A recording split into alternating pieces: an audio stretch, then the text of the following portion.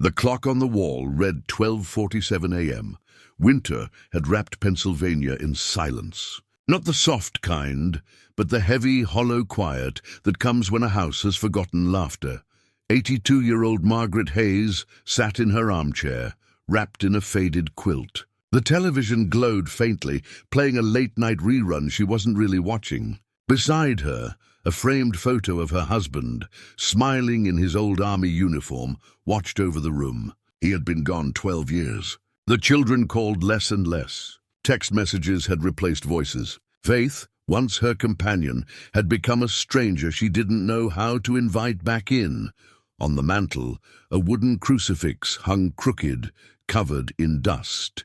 She hadn't touched it since the funeral.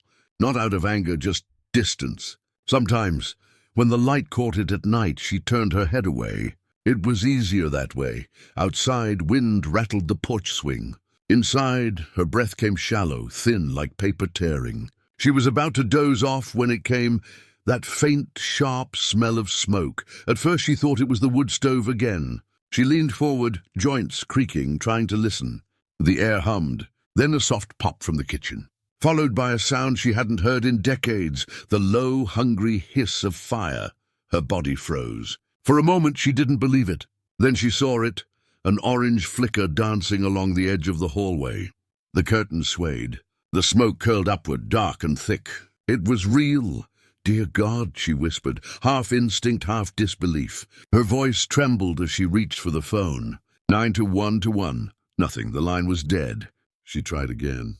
The tone stayed silent. She stood, dizzy, heart hammering against the ribs that had once held her babies close. The flames leapt to the ceiling. Heat washed over her skin like a wave of iron. The room began to breathe, walls crackling, windows pulsing, oxygen vanishing. Margaret stumbled toward the door, coughing. Her lungs burned, her knees gave out. The floorboards groaned beneath her, old wood surrendering to fire. She reached for the photo of her husband.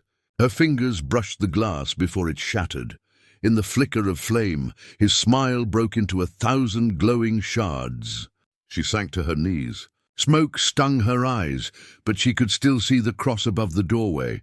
Blackened now, the face of Christ veiled in soot. The irony made her laugh once, a small, broken sound. "Lord, I used to believe you'd never leave me," she whispered. "But where are you now?" The kitchen exploded in sparks. Wood split. Something crashed behind her.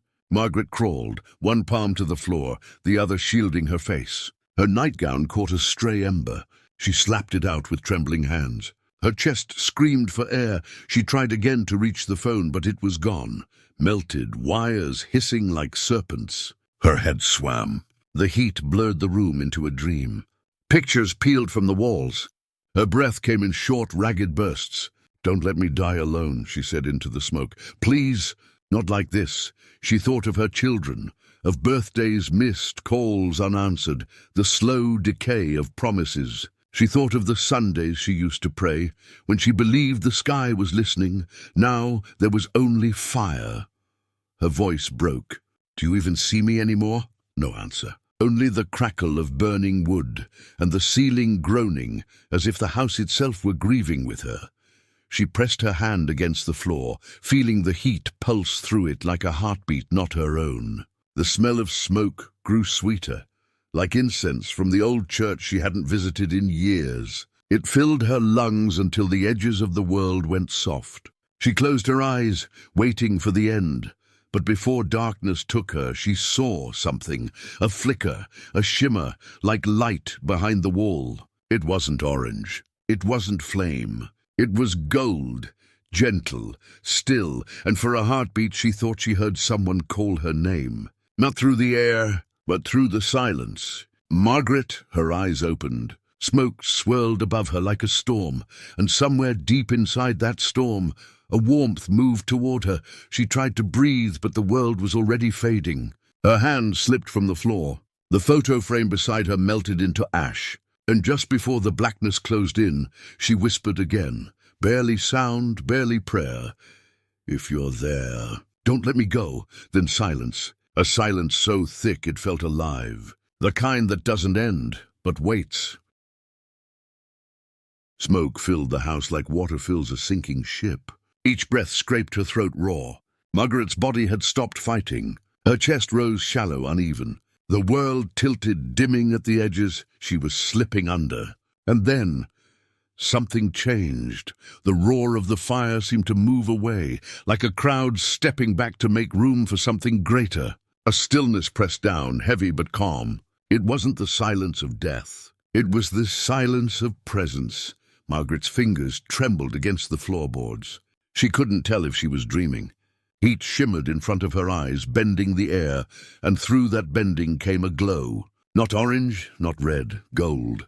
It spread across the smoke like dawn breaking underwater. And in that light she saw, just for a heartbeat, a figure, bare feet on the burning wood. A robe, white yet bright enough to make the fire bow back.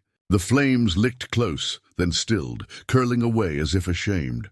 The figure reached out a hand. Margaret's heart stuttered. She tried to move, but her body was lead. Then she felt it, a hand upon her shoulder, not rough, not human, warm, but not burning. It felt like sunlight turned solid.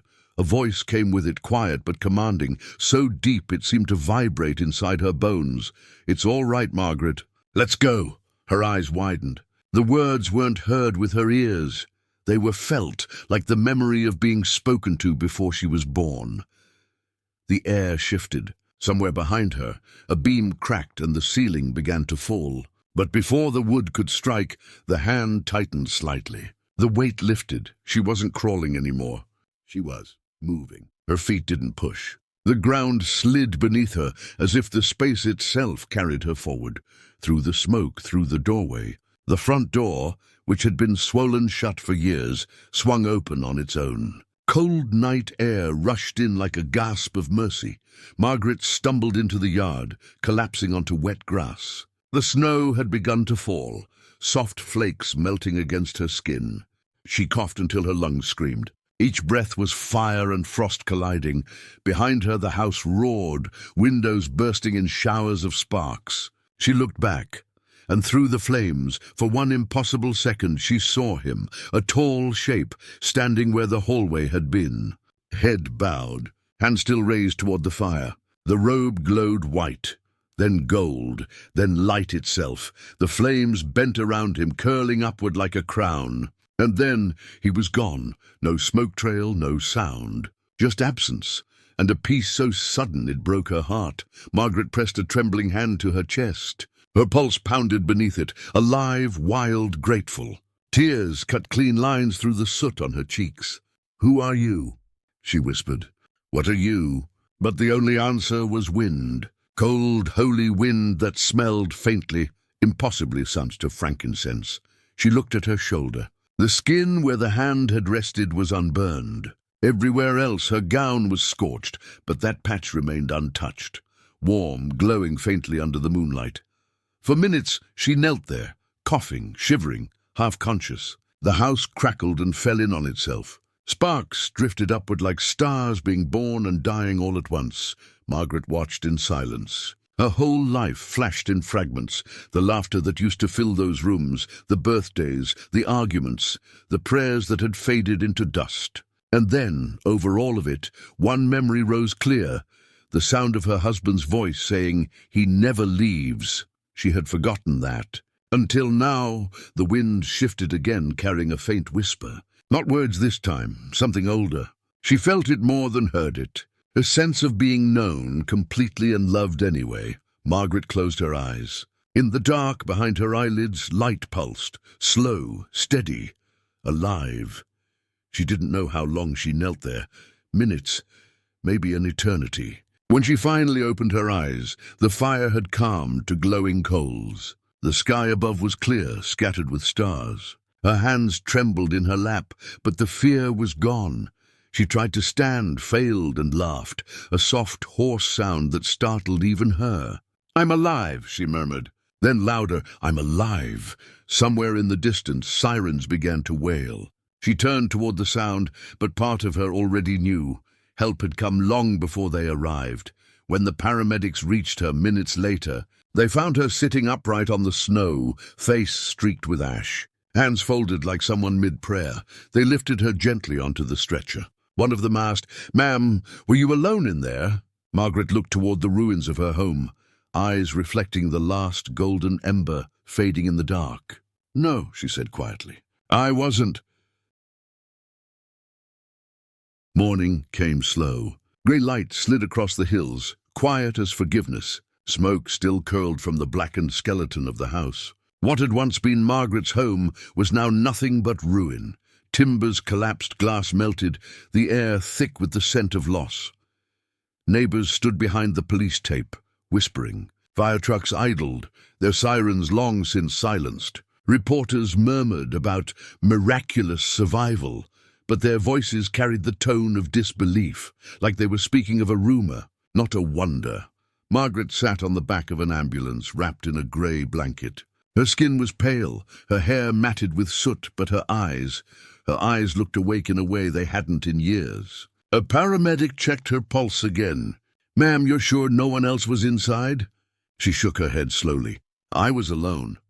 Then after a pause, "At least I thought I was," he frowned but didn't ask again.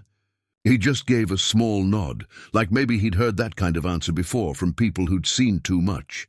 When the last fireman packed up his hose, the chief came over, helmet tucked under his arm. "We found something strange," he said. Margaret blinked. "Strange?"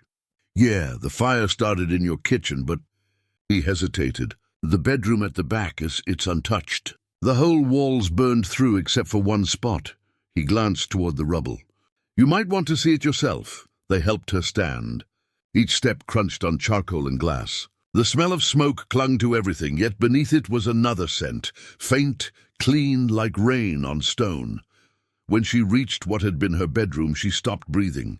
The walls were black, except for a single rectangle of white, maybe 3 feet across. The paint hadn't even blistered. It was as if the fire had bent around it, like an invisible shield had drawn a perfect frame. Inside that untouched space hung the old wooden crucifix. It was blackened, yes, but not destroyed. The face of Christ, once dulled by dust, now gleamed faintly, as if light still lived behind the cracks. Margaret covered her mouth with her trembling hand. Her eyes filled. The air around the cross felt different, cooler. Still, she reached out, fingertips brushing the wall beside it, and gasped. There, pressed into the soot, was a handprint, large, clear, each finger distinct, the palm wide, outlined not in ash but in white, as though the fire itself had been pushed back by it. The firefighters had noticed it too. One of them said softly, "We tried to clean it. It wouldn't fade." Margaret traced the shape, her fingertips trembling along the edges. It was exactly where the hand had touched her shoulder. Her knees gave way, and she sank to the floor, sobbing. Not in fear this time, in awe. "You were here," she whispered. "You were really here?" The chief knelt beside her, uncertain. "Ma'am, you sure you don't want to go to the hospital?" She shook her head. "I've already been somewhere better." He didn't know what that meant. He didn't ask. He just nodded again, slowly, respectfully. Later that afternoon, as the sun broke through the clouds, Margaret returned alone. The fire crews were gone. Reporters had moved on to fresher news. Only the charred frame of her home remained, and the cross, still hanging, suspended in a space the fire had refused to touch. She sat on a broken step, hands folded over the blanket the paramedics had left her. For the first time in years she prayed, not the way she used to, not reciting words from memory, but speaking like a child to someone who was listening. "I'm sorry," she whispered, "for doubting you, for thinking you stopped watching. You were here all along." A breeze stirred. Ash lifted and swirled, forming a small spiral that danced in the sunlight. When it settled, she saw something written faintly on the wall beneath the handprint. Not carved, not painted, but burned into the plaster in letters formed by the flame itself. Isaiah 43. Her breath caught. She knew that verse. She had memorized it long ago, back when her faith was alive enough to still have favorites. She said it aloud, voice shaking. "When you walk through the fire, you shall not be burned. The flames shall not consume you." The words echoed through the ruins, bouncing off the broken walls, filling the air with something that didn't belong to ruin at all. Peace. Margaret pressed her forehead against the cool wood of the cross. It smelled faintly of smoke and myrrh, and as she closed her eyes, she felt again the warmth of that hand, not on her skin now, but on her heart.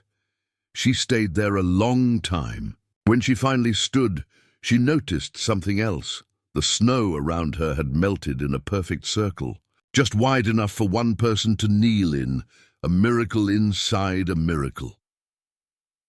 As she left the property, a young firefighter stopped her by the gate. "I don't usually say this kind of thing," he admitted, "but my mom, she used to tell me God shows up in fires." Margaret smiled faintly. "He does," she said. "I've seen him." He looked at her, unsure if she was serious. Then quietly, "I believe you." She nodded once and walked away, leaving behind ashes that would never again mean loss. That night, as she sat by her niece's guest room window, she looked up at the stars, and for the first time in decades, she didn't feel small beneath them. "You didn't leave me," she whispered into the quiet. "I left you, but you came anyway." The crucifix now hung on the wall beside her bed. Even in the dark, its surface caught light, a glow so faint it might have been reflection or something more. Margaret didn't need to know which. Some truths are not meant to be proved, only lived, and somewhere, far from the smoke and ruin, a voice still lingered in the air, the same that had called her name through the fire. "It's all right, Margaret. You're home." Winter turned to spring before she noticed. The days no longer dragged like heavy chains. Time had softened, the way grief does when grace starts to breathe through it. Margaret now lived with her granddaughter Claire in a small yellow house 2 towns over. The first thing Claire did when she brought her home was place the charred crucifix on the mantel just above the family photos. At night, Margaret would sit across from it, hands folded in her lap, watching how the streetlight outside found its way across the burn marks and turning them into streaks of gold. She still didn't understand what had happened that night. She didn't need to. Some things were never meant to be dissected, only cherished. Each morning she read from her old Bible, the one she'd nearly forgotten how to open. The pages smelled of smoke now, but they still whispered like silk when she turned them. Her eyes always went to the same verse, the one written into the wall that refused to burn. "When you walk through the fire, you shall not be burned." Every time she read it, she smiled because now she knew those words were not poetry. They were a promise. Claire would watch her sometimes from the kitchen doorway, mug of coffee in hand, marveling at how peaceful her grandmother seemed. One morning she asked, "Grandma, do you ever think about that night?" Margaret looked up, the faintest smile touching her face. "Every day. Do you know who saved you?" She was quiet for a long time, eyes drifting toward the crucifix on the wall. "I don't know his name," she said softly. "But when I prayed, I felt a hand. And somehow I've been holding it ever since." Claire didn't know what to say. She just nodded, eyes stinging, and slipped quietly from the room. Margaret turned back to the cross, and the morning light touched her face. For a moment, it looked as if the glow that had filled that burning house had found its way back to her skin. In the weeks that followed, strangers began to visit her. The story had spread, the woman who survived the fire. Some came out of curiosity, some came out of faith, but all of them left different than they arrived. Margaret never told the story the same way twice. Sometimes she spoke of fear, sometimes of mercy. Sometimes she said nothing at all, just handed them a cup of tea and let the quiet do the speaking, because she had learned something in those flames. God doesn't always speak with thunder. Sometimes he speaks through a whisper, a glance, a rescue no one else can explain. One evening, a man knocked on the door. He was tall, middle-aged, a fireman from the next county. In his hands, he carried a small evidence bag. "I think this belongs to you," he said. Inside the bag was a warped piece of metal, the handle of her bedroom door. "It never melted," he said. "Not even when the rest did." He looked down, almost embarrassed. "I've been doing this 20 years, ma'am. I've seen things I can't explain. But that house of yours, something holy was there." Margaret smiled faintly. "It still is," she said. Then she gestured toward his hands. "Keep it. A reminder. The man hesitated, then nodded slowly. When he left, he pressed his hand against his heart, and for a moment she saw the same light flicker in his eyes that had once surrounded her in the smoke. That night, unable to sleep, Margaret walked outside. The sky was clear, thick with stars. She tilted her face upward. The air smelled of rain and something older, like memory, like prayer. "You didn't leave me," she whispered. "I just stopped looking." A warmth stirred in her chest, gentle as breath. It wasn't dramatic, wasn't blinding. It was steady. It was peace.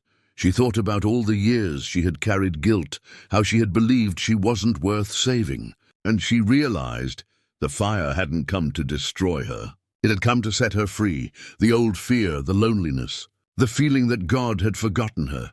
All of it had burned away, leaving only what was meant to remain: faith.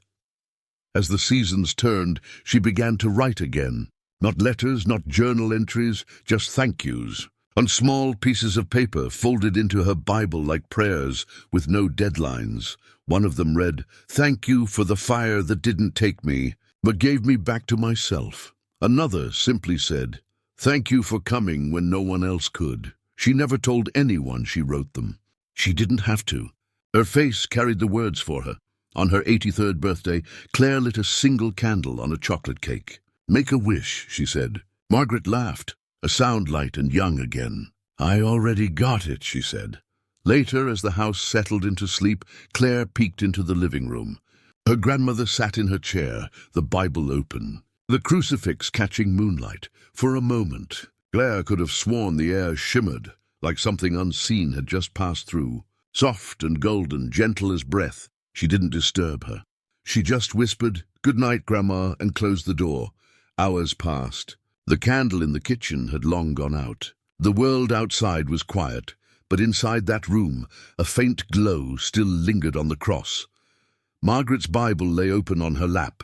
Her hands were folded, a smile resting at the corners of her lips. She was gone.